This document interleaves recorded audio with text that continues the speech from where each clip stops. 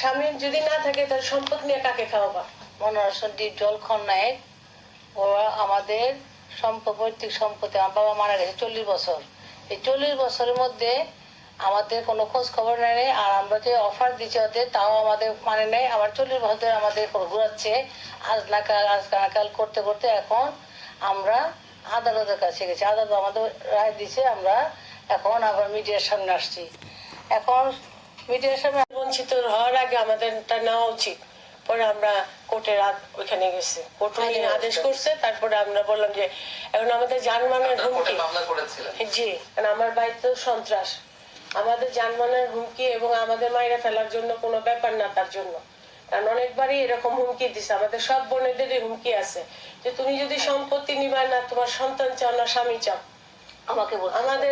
আমাকেও ডাইরেক্ট বলছে যদি সম্পদ চাও তাহলে স্বামী পাবা না, আর স্বামী যদি না থাকে তাহলে সম্পদ নিয়ে কাকে খাওয়াবা?